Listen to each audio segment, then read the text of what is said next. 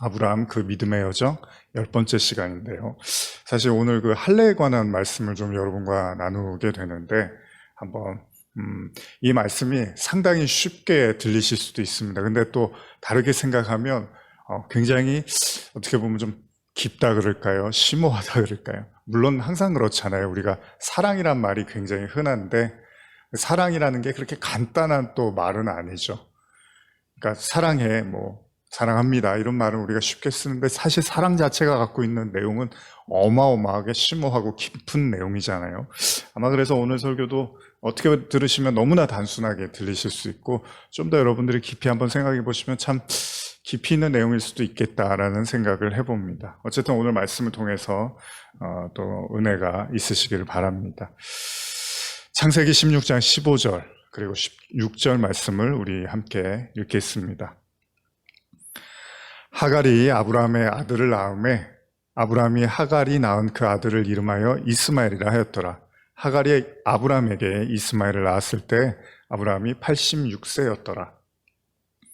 자, 우리는 지난 시간에 여러분 잘 아시죠? 아브라함과 그 사라 그 사이에서 이제 하나의 기다림, 아이를 기다렸는데 결국 아이를 기다리지 못하고 하갈을 통해서 동침해서 임신을 하게 된 사건을 잘 나눴죠. 결국은 문제가 생겼습니다. 하갈은 임신을 했지만 사라와의 그 관계가 좋지 않아짐으로써 사라가 이제 하갈을 핍박하고 결국은 도망을 치는 거죠. 하갈이 임신한 몸으로 도망을 치게 됩니다. 그때 하나님께서 하갈을 찾아가시죠. 아브라함도 아니고 사라도 아니고 도망치는, 어떻게 보면 참 정말 만신창이가 된 그런 하갈을, 광야에서 어떻게 보면 떠돌면서 울고 있는 하갈을 찾아가시면서 어떻게 하죠? 축복을 해주시죠. 그리고 나서 다시 돌아가라고 말씀을 하십니다. 다시 아브라함에게, 주인에게 돌아가라고 말씀을 하시죠. 그리고 나서 오늘 읽은 본문처럼 하갈은 결국 이스마엘이라는 아들을 낳게 됩니다. 아브라함의 아들이기도 하고요. 이때의 나이가 86세였다라고 성경이 기록을 하고 있습니다.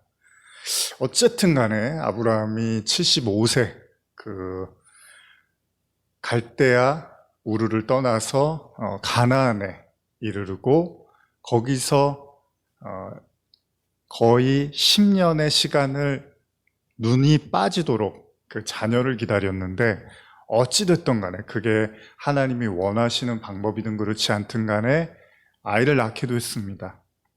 그리고 그 나이를 이제 86세라고 성경이 기록하고 있는데요. 자, 이제 아브라함에게는 어쨌든 간에 원하는 자식을 갖게 됐습니다. 그리고 오늘 이제 함께 나눌 창세기 17장이 이렇게 시작합니다. 우리 창세기 17장 1절, 2절 함께 읽겠습니다. 아브라함이 99세 때 여호와께서 아브라함에게서 나타나서 그에게 이르시되 나는 전능한 하나님이라. 너는 내 앞에서 행하여 완전하라. 내가 내 언약을 나와 너 사이에 두어 너를 크게 번성하게 하리라 하시니, 하갈을 통해서 낳은 이스마엘이라는 아들을 철석같이 자기의 후계자라고 생각하고 지낸 지 15년의 시간이 흐른 시점, 99세죠. 이 99세에 하나님이 뜻밖의 이야기를 하십니다. 완전하라. 이런 말을 하세요. 그리고 언약을 다시 또 이야기를 하십니다. 근데 문제가 뭐냐면 아브라함은 이제 아쉬울 게 없어요. 하나님하고의 관계에서. 왜요? 자기가 원했던 이스마엘이라는 아들과 동거를 하고 있습니다. 그리고 후계자로 삼을 거기 때문에 그 옛날 하나님이 말씀하셨던 언약, 후손을 주겠다, 조상이 되게 해주겠다, 이런 얘기는 이제 아브라함에게는 필요가 없습니다. 이스마엘을 낳고 거의 15년이라는 시간이 흐른 시점에서 갑자기 완전하라라는 말씀, 도대체 어떻게 이해될까요? 여러분, 완전하라는 말씀은 그냥 원어 그대로, 원어도 그냥 완전하다, 우리가 잘 아는 그런 의미입니다. 흠이 없다, 온전하다 이런 건데, 좀 더 깊이 나누면 이제 거룩하다 이런 내용이겠죠. 근데 이제 아브라함에게 갑자기 99세에 완전하라라고 말씀을 하시는데, 참 어떻게 보면 아브라함이 당황스러운 말씀이죠. 자, 우리는 여기서 하나님과 그 인간의 어떤 생각의 차이를 좀 보게 되는데, 아까도 제가 말씀드렸던 것처럼 아브라함은 이제 아들을 얻었어요. 그리고 99살이 됐으면 이미 거의 15년 가까운 시간이 지났단 말이에요. 그러니까 하나님의 언약에 대해서 굳이 생각을 안 하고 살았는데, 심지어는 아브라함이 나중에 뭐라 하냐면, 뭔 새로운 자녀를 얘기하십니까? 이미 제가 이스마엘이 있는데요, 이 이스마엘을 축복해 주세요. 이렇게 어떻게 보면 좀 비아냥거리는 식으로 하나님께 말을 한단 말이에요. 근데 하나님은 아직 아브라함한테 아무것도 한 게 없대요. 어떤 언약도 성취된 게 없으니까 이제 그 일을 하시겠다는 겁니다. 그러니까 자기를 살피고 온전함 가운데 이제 기다리고 준비하라는 뭐 이런 의미로 우리가 이해할 수 있잖아요. 그러니까 아브라함이 너무 어떻게 보면 뜬금이 없는 거죠. 단순하게 생각하면 이미 이스마엘이라는 아들이 있었던 아브라함이요, 아마 이렇게 이해할 수 있어요. 아들 하나 더 주시겠다는 건가? 뭐 나쁘지 않지, 이런 생각을 했을 수도 있을 거예요. 근데 또 다른 입장에서 생각해보면 이스마엘이라는 아들이 있는데 굳이 뭐 언약을 새롭게 얘기하시고 새로운 어떤 일을 하시겠다는 게 조금은 뭐랄까요, 뭐 당황스럽기도 하고 불편할 수도 있을 수 있다는 거죠. 어쨌든 여러분과 제가 생각할 건 하나님의 생각과 인간의 생각이 이렇게 다르다는 거예요. 그러니까 아브라함은 이미 잘 살아왔다고 생각을 한 거예요. 근데 하나님은 아직 아무것도 한 게 없다는 거예요, 아브라함에게. 한 가지 질문이 듭니다. 아브라함이 언약을 받고 10년 동안 자식이 없었잖아요. 그리고 기다리던 중에 하도 이제 자녀를 낳을 수가 없으니까 택했던 방법이 이제 인간적인 방법이라고 하죠, 우리가. 이스마엘을 낳았어요. 근데 그때까지도 하나님이 침묵으로 일관하셨어요. 이스마엘을 그냥 낳게 내버려 두셨고, 심지어는 도망치는 하갈을 다시 돌아가라고까지 하셨잖아요. 그냥 도망쳤으면 이스마엘이랑 이제 결별을 하는 건데, 아예 태어난 걸 보지도 못했을 텐데 하나님이 돌아가라고 했어요. 그러고 나서 15년 동안 이렇게 잘 지내고 있는데 뭐 갑자기 이런 말씀을 하실까? 그리고 전체적으로 봤을 때는 아브라함이 75세의 언약을 받고 가나안에 갔으니까 99살이면 거의 25년이라는 시간이 흐른 시점이란 말이에요. 지금 이 시점, 99세의 시점에서 하나님이 이제 와서 언약을 이루겠다고 말씀을 하시는 거예요. 분명히 사람의 관점에서는 굉장히 늦은 감이 있습니다. 25년여의 시간이 흐른 지금 언약을 들고 나오신 하나님을 좀 이상하게 생각할 수 있잖아요. 그리고 성경은 굳이 99세의 나이를 언급합니다. 이 부분에 관해서 제가 예전에 설교한 부분이 있는데요. 그건 한번 또 지난 설교들을 좀 보시면 여러분들이 참고가 될 것 같고요. 어쨌든 아브라함은 100세가 되는 시점에서 아들을 낳게 되잖아요. 언약의 아들을 이제 실제로 낳게 되잖아요. 근데 우리는 또 질문하는 거예요. 그럼 왜 이렇게 시간을 이렇게 질질 끄셨을까? 아니, 왜 이스마엘 낳기 전에 그러셨으면 모르겠는데 이스마엘도 낳고 시간도 한참 흘렀는데 이제 와서 갑자기 이삭을 주시겠다고 하는 걸까? 참 우리는 하나님의 뜻을 다 알 수가 없습니다. 어렵습니다. 그러나 또 한 가지 중요한 사실, 또 하나님이 시간을 허투루 쓰시는 분은 아니잖아요. 그러니까 이유가 있을 거란 말이죠. 그러면서 이제 하나님이 언약에 대한 언급을 또 하시죠. 다는 읽지 않겠지만 한번 창세기 17장 3절에서 6절까지 한번 읽어보겠습니다. 아브라함이 엎드렸더니 하나님이 또 그에게 말씀하여 이르시되 보라, 내 언약이 너와 함께 있으니 너는 여러 민족의 아버지가 될지라. 이제 후로는 내 이름을 아브라함이라 하지 아니하고 아브라함이라 하리니 이는 내가 너를 여러 민족의 아버지가 되게 함이니라. 내가 너로 심히 번성하게 하리니 내가 내게서 민족들이 나게 하며 왕들이 내게로부터 나오리라. 하나님의 언약의 확인이 담긴 구절, 제가 다 읽지는 않았는데 뭐 여러분 너무 많이 들은 얘기잖아요. 이거 민족의 조상이 되게 하겠다, 뭐 아버지가 되게 하겠다, 뭐 후손을 축복하겠다, 이런 얘기 다 아시잖아요. 근데 하나님만 지금 진지한 것 같아요. 아브라함은 사실은 별로 중요하지가 않아요. 나는 아쉬울 게 없어요, 하나님. 뭐 이런 얘기 굳이 안 하셔도 되는데, 뭐 이럴 수 있단 말이죠. 지금 이스마엘이라는 아들이요, 굳이 하나님이 언급하신 그런 믿음의 후손이 되지 않는다 하더라도 아브라함은 아쉽지 않단 말이죠. 자신의 대를 이어주기만 하면 되는 아들이 있는데, 어쨌든 후계자가 있는데, 뭐 그렇게 유창하고 대단한 얘기를 하면서 뭐 믿음이 어쩌고 후손이 어떻고 뭐 조상이 어쩌고 그런 거는 별로 아브라함에게는, 이제 아브라함에게는 다 김센 얘기예요. 그 옛날에나 이제 이스마엘 없었을 때는 좀 한번 솔깃했었는데 아브라함이, 지금은 글쎄 아브라함 마음에 그럴 거예요. 어떻게 보면 하나님 혼자서 북치고 장구 치시는 것처럼 보인다는 거죠. 그러나 지금 우리가 성경을 보면 우리는 그렇게 생각하지 않잖아요. 아브라함이야, 이게 굳이 아쉬울 것 없는 얘기처럼 들릴 수도 있지만, 우리가 봤을 때는 이 이삭을 낳는 사건이 얼마나 중요한지를 지금 우리는, 믿음의 후손인 우리는 알고 있단 말이죠. 때때로 그렇습니다. 아브라함이 그런 것처럼 우리에게도 별로 대수롭지 않은 일이 하나님께는 굉장히 중요한 일일 수도 있어요.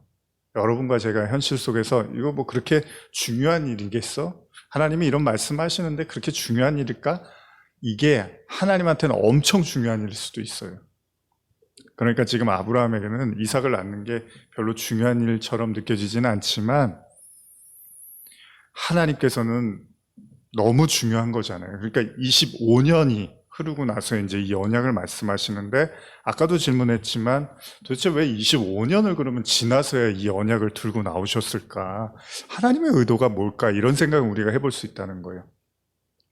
앞서 읽은 86세 이스마엘을 낳았다라고 이제 16장 말미에 기록되어 있고, 17장으로 올라가면서 99세 하나님이 나타나시면서 14년 동안의 중간의 기록은 없습니다.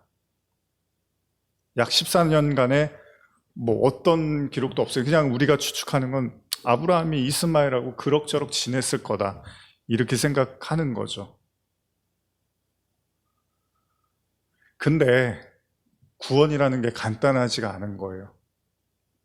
무슨 이야기냐면요, 지금 아브라함이 가나안에 도착하고 25년이 지난 지금 시점에 갑자기 하나님이 뭔가 일을 하시겠다고 하는데, 비슷한 얘기가 뭐죠? 모세가 그 애굽의 왕으로 이렇게 왕처럼 살다가 도망쳐서 광야로 나오잖아요.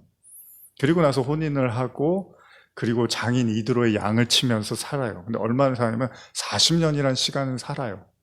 그러니까 거의 모세가 이제 80의 나이가 됐는데 갑자기 어떻게 하죠? 하나님이 떨기나무에서 모세를 만나시면서 다시 애굽으로 들어가서 일을 시킵니다.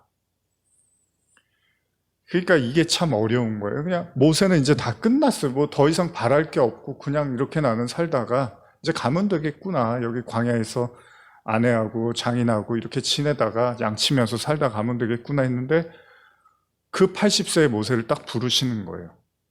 지금 아브라함도 그런 거예요. 뭐 99세가 됐는데 갑자기 아들 주시겠다고 하시는 거죠. 인간의 눈에는 다 된 것 같고 다 지난 이야기 같지만, 하나님이 이제 시작하시겠다는 거예요. 그것도요, 삶의 판이 어떻게 보면 거의 굳어져 가는 시점에서 하나님은 그 판을 완전히 흔들어 버리시는 거죠. 그러니까 여러분, 지금 이 말씀을 듣는 여러분과 저도요, 절대 방심해서는 안 됩니다. 우리의 계획과 하나님의 계획은 전혀 다를 수도 있고요, 우리에게는 다 지나가고 떠나가고 이제 잊혀진 이야기라고 할 수 있지만, 하나님은 아직 시작도 안 한 걸 수도 있어요. 아니면 이제부터 시작일 수도 있는 거고요. 그럼 본문으로 다시 돌아가 보면 99세 완전하라고 이렇게 말씀을 하신 하나님이요, 그 의도를 이제 우리가 좀 알고 싶은데 어떻게 할까? 그래서 본문을 좀 더 볼 필요가 있는 것 같아요. 창세기 17장 9절에서 11절 한번 읽어보겠습니다. 하나님이 또 아브라함에게 이르시되 그런즉 너는 내 언약을 지키고 내 후손도 대대로 지키라. 너희 중 남자는 다 할례를 받으라. 이것이 나와 너희 후손 사이에 지킬 내 언약이니라. 너희는 포피를 베어라. 이것이 나와 너희 사이에 언약의 표징이라. 자, 아브라함에게 언약을 말씀하시는 하나님이 동시에 뭘 말씀하시면 할례라는 걸 언급하십니다. 아주 쉽게 생각하면 이제 할례라는 게 여러분들이 대충 아시겠지만 남자의 그 생식계 포피를 자르는 거예요. 그러니까 피를 흘려야 되니까 우리가 이게 피를 흘리니까 일종의 언약을 확증하는, 뭐 도장을 찍는 그런 걸로 이해할 수도 있겠지만, 또 진짜 의미를 한번 더 깊이 들어가 보면 단순하게 그것만은 아닐 수도 있다는 거예요. 그러니까 무슨 말이냐면 하나님이 이삭을 주시겠다는 언약과 할례와의 어떤 관계가 있을 수도 있다는 거예요. 그냥 단순히 도장 찍는 이런 정도만이 아니라요. 사실 할례에 관해서도 이전에 몇 차례 말씀을 나눴습니다. 산상수훈에서 최근에도 나누었는데요. 할례가 차지하는 비중은 너무나 성경에서 크죠. 바울도 나중에 할례 가지고 율법을 설명한단 말이에요. 율법과 은혜를. 그만큼 이스라엘 백성에게는 할례는 하나님의 백성이라는 거의 표식과 같은 거죠. 이렇게 이제 우리가 생물학적으로는 이제 그렇게 포피를 자르는 그런 행위인데, 좀 더 이제 깊이 오늘 말씀을 나눠보고 싶은 거예요. 왜 하나님이 지금 언약을 언급하시면서 동시에 할례를 언급하셨는가? 그래서 우리가 한번 할례에 관한 말씀을 찾아보는데, 사실 오늘 본문이 할례에 관한 최초의 언급이라고 볼 수 있습니다, 성경에서. 근데 왜 그걸 해야 되는지에 대한 언급은 없어요, 지금. 그냥 하라는 거예요, 하나님은. 할례는 아마 아브라함이 그 말뜻을 알아들은 걸 봐서는 아브라함 이전에 그 시대에도 행했던 것으로 보입니다. 모세 오경에서도 종종 기록이 되어 있는데요. 그런 구절들을 우리가 충분히 찾아볼 수 있고, 그 중에서 저는 오늘 할례와 관련된 그 몇몇 구절을 좀 나눠보고자 합니다. 먼저 레위기에 기록된 말씀인데요. 레위기 19장 23절에서 할례에 관한 구절은 굉장히 많습니다. 여러분들이 이렇게 검색을 해보시면 성경에 많이 나오는데, 근데 할례를 해라 이런 거는 있는데 자세하게 할례의 의미와 뜻에 대한 설명은 그렇게 많지는 않습니다. 그 중에 제가 오늘 예시로 드는 구절인데, 레위기 19장 23절 24절인데요.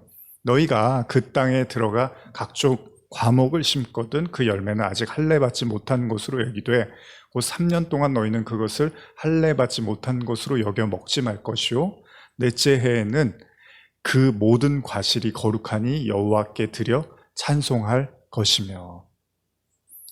쉽게 이해 가셨죠? 현대로 한 번 더 읽어드릴게요. 내가 너희에게 줄 그 땅으로 너희가 들어가 온갖 과실나무를 심으면 3년 동안은 그 나무의 열매를 따먹지 말아라.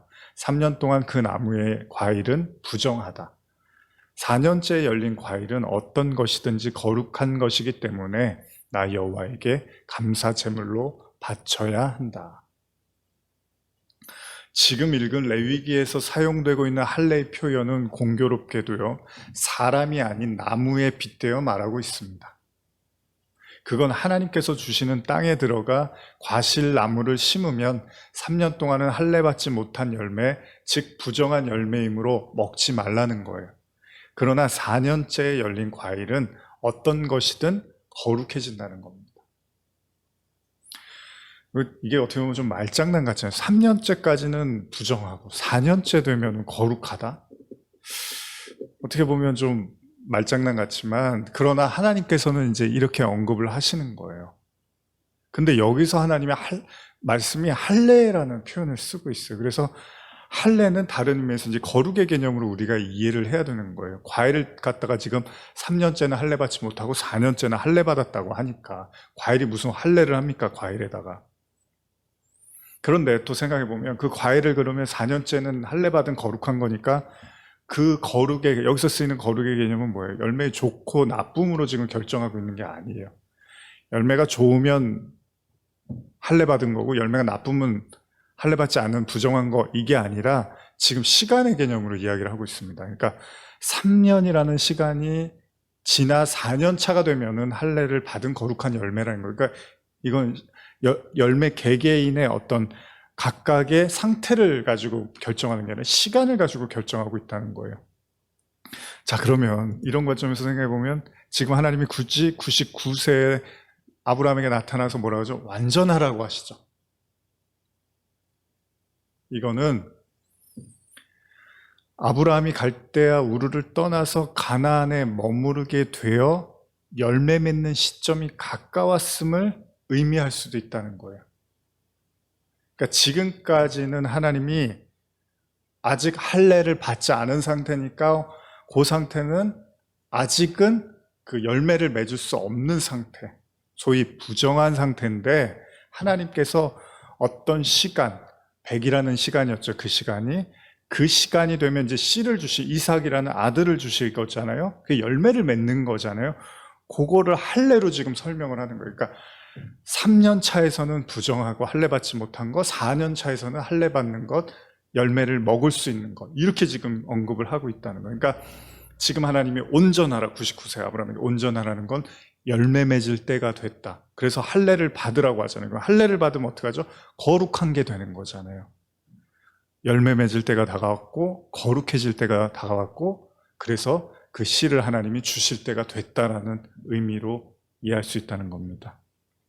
그러면 저 여러분들 이거 어떻게 이해하냐면, 하나님께서 말씀하신 지금 완전하라는 것은 아브라함이 어떤 개인적인 행위를 가지고 굉장히 어떻게 거룩해봐, 한번 온전해져봐, 믿음을 충만하게 해봐, 이런 지금 이야기를 하고 있는 게 아니라 하나님이 온전한 은혜를 지금 부어줄 시간이 도래했고, 하나님은 그걸 할례로 명령하시고 설명하고 있다는 거예요. 그게 거룩이니까. 그래서 신명기 10장 16절은 단순한 육체의 할례가 아니라 바울이 신약에서 언급한 이제 마음의 할례라는 표현을 쓴단 말이에요. 원래 할례는 어디다 하는 거예요? 몸에다 하는 거잖아요. 근데 또 마음에다 한다 그러면 또 그게 무슨 말이에요? 신명기 10장 16절인데요. 그러므로 너희는 마음의 할례를 행하고 다시는 목을 곡게 하지 말라. 현대어 성경으로 읽어드릴게요.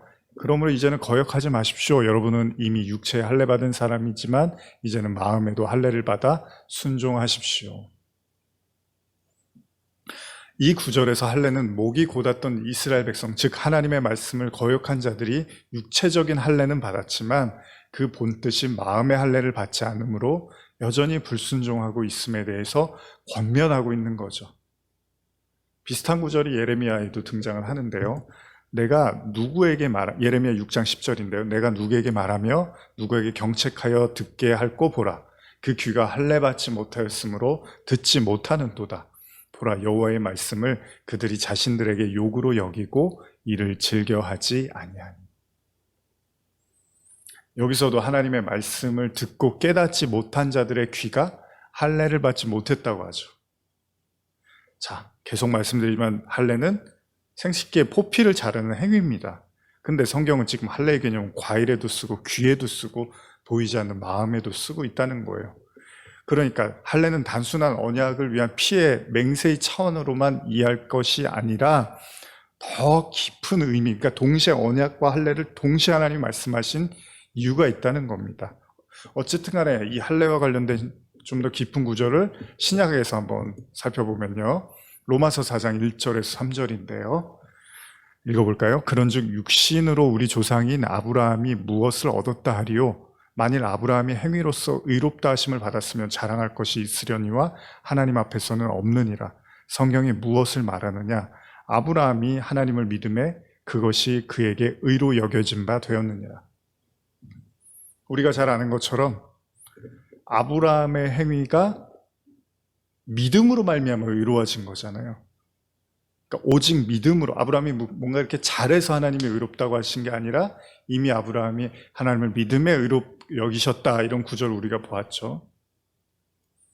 근데 정말 그렇습니까, 여러분? 아브라함은 정말 믿음이 있어 보입니까?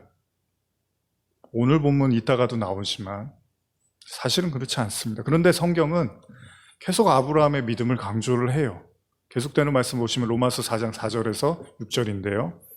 일하는 자에게는 그 삭시 은혜로 여겨지지 아니하고 보수로 여겨지거니와 이를 아니할지라도 경건하지 아니한 자를 의롭게 하시는 이를 믿는 자에게는 그의 믿음을 의로 여기나니 일할 것이 없이 하나님께 의로 여기심 받는 사람의 복에 대하여 다윗이 말한 바, 이렇게 기록도 있어요. 이거 현대어로 제가 한 번 더 4절만 읽어드릴게요. 긴데요. 그러니 아브라함이 하늘나라에 들어갈 자격을 얻은 것은 그가 선한 일을 했기 때문이 아닙니다. 구원은 값없이 주는 선물입니다. 만일 선한 일을 해야 구원을 받는다고 한다면 어떻게 구원을 값없이 주는 선물이라고 할 수 있겠습니까? 자기가 일한 대가로 얻으려고 하는 사람에게 구원은 주어지지 않습니다. 비록 죄인일지라도 하나님의 진노로부터 자기들을 구원하여 주실 분은 오직 그리스도이신 분임을 믿을 때 하나님께서는 그들을 올바른 사람으로 인정해 주십니다. 그렇습니다. 아브라함이 하나님께 의로운 자라고 칭함을 받은 건 5절의 말씀처럼요. 일을 아니할지라도 경건하지 아니한 자를 의롭다 하시는 일을 믿는 자에게는 그의 믿음을 의로 여기다. 그러니까 여기서 말하는 믿음의 내용이 뭐냐면요. 내가 어떤 행위나 이런 게 없지만 그럼에도 불구하고 그분이 나를 구원해 주신다는 것을 믿는 자를 그걸 믿음으로 인정해 주시겠다는 거예요. 무슨 말씀인지 아십니까? 하나님이 내가 잘 믿고 내가 이렇게 애쓰고 노력하니까 나의 믿음을 인정해 주실 거야. 이런 게 아니라 좀 더 그거를 세분화시켜서 좀 더 구체적으로 말씀드리면 내가 그렇게 할 만한 행동이나 그런 자격은 없는데도 불구하고 내가 그분을 믿으면 나를 구원해 주실 거야라는 걸 믿음으로 인정해 주신다는 거예요. 그런데 아브라함이 어떻습니까? 언약을 믿고 신뢰하고 기다리는 사람이 맞습니까? 그렇지 않잖아요. 그리고 이제 그에게 믿음이 아닌 자신의 힘과 방법으로 낳은 이스마엘이라는 아들이 있습니다. 그래서 이제 더 이상 언약의 필요성도 못 느껴요. 근데 하나님이 갑자기 완전하라고 하시고 이삭을 주시겠다고 말씀을 하시는 거예요. 좀 더 로마서 말씀을 제가 한번 좀 더 읽어드릴게요. 아까 4장 6절 그 다윗이 말한 복의 사람이 4장 6절 한번 다시 읽어보면 일한 것이 없이 하나님께 의로 여기심을 받는 사람의 복에 대하여 다윗이 말한 바 이렇게 기록되어 있는데 9절 10절도 읽어드릴게요. 11절까지 그런즉 이 복이 할례자에게냐 혹은 무할례자에게도냐 무릇 우리가 말하기를 아브라함에게는 그의 믿음이 의로 여겨졌다 하노라. 그런즉 그것이 어떻게 여겨졌느냐 할례시냐 무할례시냐 할례시가 아니요 무할례시니라. 그가 할례의 표를 받은 것은 무할례시의 믿음으로 된 의를 인친 것이니 이는 무할례자로서 믿는 모든 자의 조상이 되어 그들도 의로 여기심을 얻게 하려 하십니다. 이것도 제가 현대어로 한 번 더 읽어드릴게요. 잘 들어보세요. 아주 쉬운 얘기 같지만 한번 잘 들어보세요. 10절에서 11절인데요. 현대어 성경입니다. 여기에 답하기 위해서는 먼저 하나님께서 언제 아브라함에게 이 복을 베푸셨느냐 하는 질문부터 대답해야 하겠습니다. 그것은 그가 유대인이 되기 전 곧 유대인으로 인정받기 위한 의식인 할례를 받기 전의 일이었습니다. 아브라함이 할례를 받은 것은 하나님께서 그의 믿음을 보시고 그에게 복을 내리겠다고 약속하신 때보다 훨씬 뒤의 일이었습니다. 아브라함은 할례를 받기 전부터 이미 믿음을 가지고 있었습니다. 이런 까닭에 하나님께서 그를 받아들이셔서 하나님 보시기에 올바르고 선한 사람이라고 선언해 주셨습니다. 할례의식은 그 확인의 표였습니다. 말하자면 아브라함은 유대교의 율법을 지키지 않아도 믿음으로 구원받는 사람들의 조상인 셈입니다. 믿음의 조상이라는 말이지요. 그러므로 우리는 이런 규례를 지키지 않는 사람들도 믿음으로 하나님 앞에서 의롭다는 인정을 받게 된다는 사실을 알 수 있습니다. 하나님께서 아브라함에게 할례를 말씀하신 이유를 제가 앞서서 어떻게 설명했죠? 3년생의 과일은 부정하고 4년생부터는 거룩하다고 이렇게 쓰여진 율법을 읽어드렸잖아요. 그러면 할례를 받기 이전인 지금까지의 아브라함의 삶은 부정한 삶, 즉 육신에 의한 삶이었음을 보여주고 이제 할례를 통해서 하나님께서 그를 거룩하게 하시겠다라는 언약을 성취하게 해주시겠다는 그런 내용으로 우리가 이해할 수 있죠. 그러나 지금 로마서의 내용은 뭐라 그러죠? 아브라함이 근데 믿음으로 의롭다고 했으니까 그건 할례 받기 전이었으니까 이미 믿음으로 하나님이 의롭다고 해줬다는 거예요. 그래서 사실 할례나 무할례나 관계가 없어요. 이건 신약의 내용입니다. 구약에서는 그렇지 않았어요. 구약에서는 굉장히 할례를 엄격하게 여겼죠. 그러나 그가 정말 믿음의 사람이었느냐, 그가 정말 의로운 사람이었느냐라는 건 우리가 알고 있습니다. 왜냐하면 이를 증명해 주는 게 지금 이스마엘이에요. 아브라함의 열매의 결과가 이스마엘이에요. 인간의 방식, 하나님의 방식을 믿지 못하고 인간의 방법으로 낳은 아들이었다는 거예요. 그걸 봐서는 아브라함은 믿음의 사람이라고 보기가 사실은 어려운데, 그럼 우리는 생각할 수 있어요. 그래도 믿음이 조금 있었으니까 의롭다고 여겨주신 거 아니야? 그런데 여러분, 그 역시도 하나님이 의롭다고 칭해주시는 전적인 이신칭이라고 하죠. 하나님의 은혜라는 겁니다. 바울이 로마서에서 이야기하잖아요. 하나님의 무조건적인 선택과 축복, 이게 선물인 거잖아요. 그러니까 아브라함도요, 하나님이 믿음이 있다고 의롭다고 칭해 준 것 같지만 사실은 하나님이 그렇게 해주신 거라는 거예요. 진짜 아브라함이 뭐 믿음이 있고 그런 사람이야. 그랬으면 그런 행동들을 안 했겠죠. 아무 공로 없이, 아무 이유 없이 하나님이 그를 의롭다고 칭해 주셨다는 거예요. 표본으로 우리에게 믿음의 조상이 이렇게 믿음의 조상이 됐다는 것. 그래서 성경은 아브라함이 믿음으로 의롭게 되었다고 말한 다음에 어떻게 하죠? 믿음 없는 모습을 계속 보여줘요. 그쵸? 분명히 믿음으로 의롭다고 받았는데 계속 믿음 없는 행동만 해요, 아브라함은. 이따가도 마지막에도 이제 그런 이야기를 합니다. 그러니까 성경이 표면적 언어로는 믿음을 굉장히 강조하고 있지만 이면적으로는 계속 그가 믿음 없다는 걸 보여주고 있다는 거예요. 이중의 언어를 쓰고 있다는 거예요.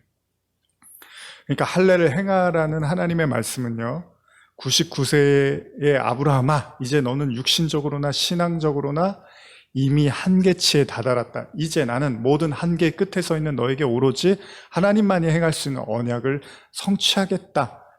어쩌면 이걸 인정하는 게 할례라는 거예요.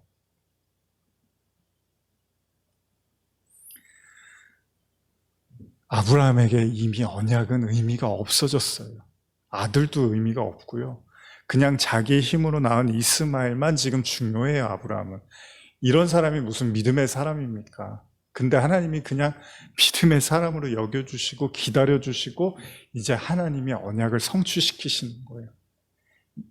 마치 때가 찼다는 거죠.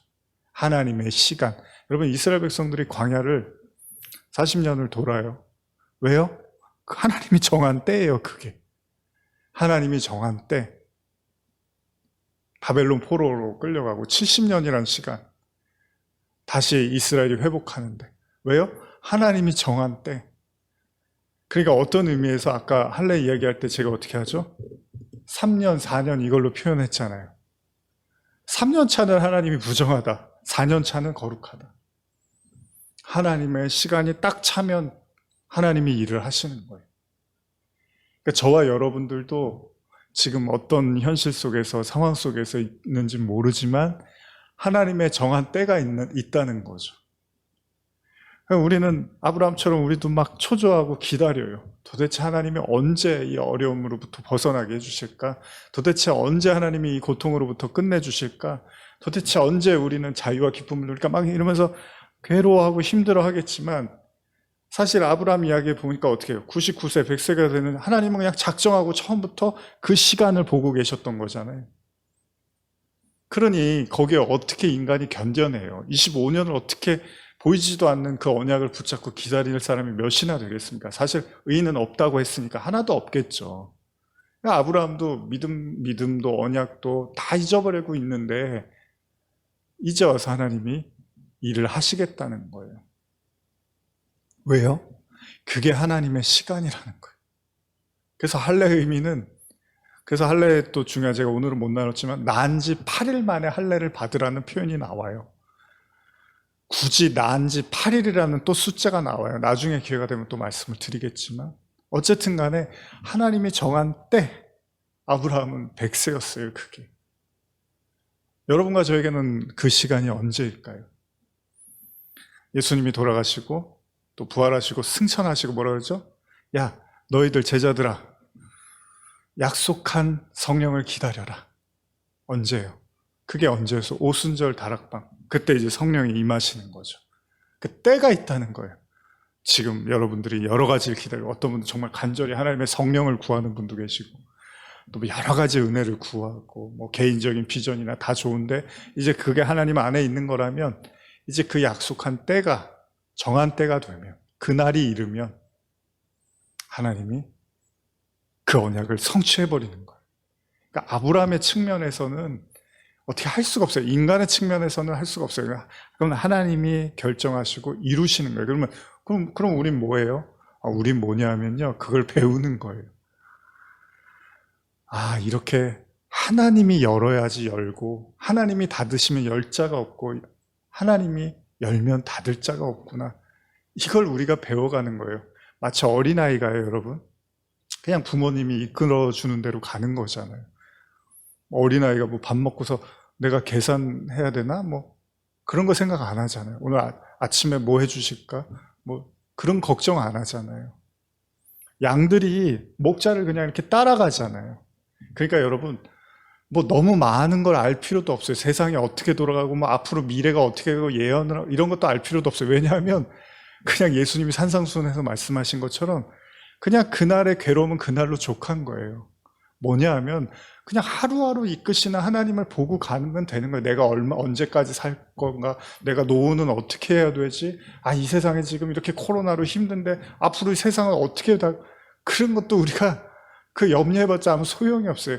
그냥 저와 여러분들의 믿음이 깊어진다는 건 그냥 오늘 하나님이 지금 나를 어떻게 이끌어 가실 거야. 그냥 양들이요 무조건 그냥 목자 뒤만 보고 쫓아가듯이 목자가 쓰라 그러면 서서 풀 먹으라 그러면 먹다가 또 목자가 가자 그러면 가고 거기서 물이 나오면 또 물 마시면 되고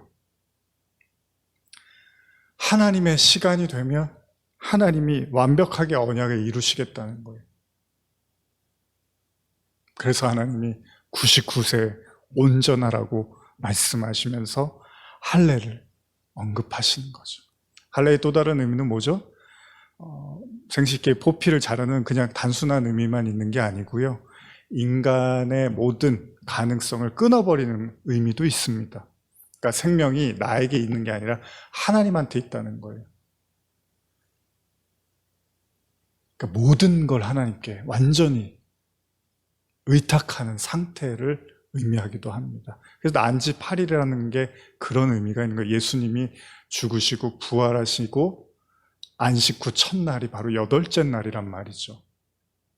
그러니까 완전히 그 육신이 십자가에서 못 박히고 완전히 그 이제 하나님의 그 살리시는 영으로 부활하신 그 상태, 완전한 새로운 피조물의 상태, 그게 할례의 의미에 담겨져 있는 거예요. 그러나 인간은 어떻습니까? 그걸 믿을 수 있습니까? 아브라함이 정말로 믿음이 있어서 의롭다고 하신 걸까요? 오늘의 본문 마지막 이제 창세기 17장 17절 18절을 읽으면서 이제 마무리를 좀 해보려고 합니다. 같이 읽겠습니다.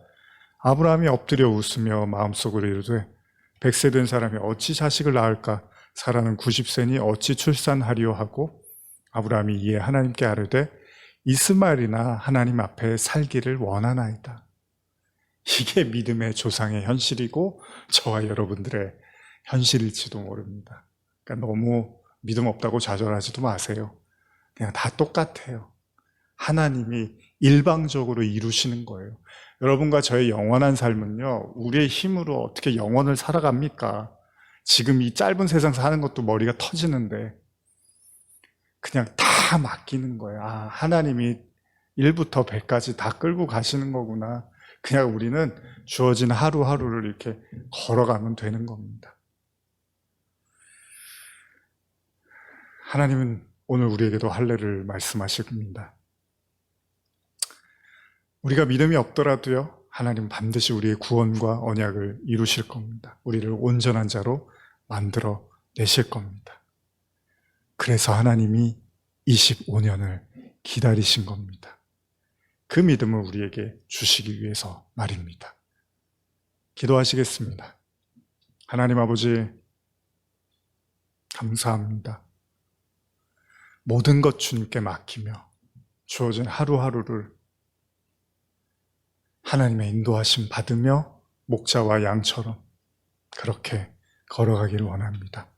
우리를 푸른 초장 쉴 만한 물가로 인도하실 주님을 찬양하며 오늘 이 설교를 듣는 모든 성도들 가운데도 주님 함께하여 주시옵소서. 지금은 우리 주 예수 그리스도의 은혜와 하나님 아버지의 사랑과 성령의 교통하심이 모든 것 주님께 맡기며 나의 생사, 화, 복이 오로지 하나님께 달려있음을 인정하며 나의 힘이 아니라 오로지 하나님의 힘으로 주어진 삶을 걸어가기를 간절히 사모하며 예배드리는 모든 성도들 머리 위에 또 병상에서 또 일터에서 또 연약함 속에 눈물을 흘리며 외로움 속에 있는 모든 성도들 머리 위에 지금부터 영원히 함께 있을지어다. 아멘.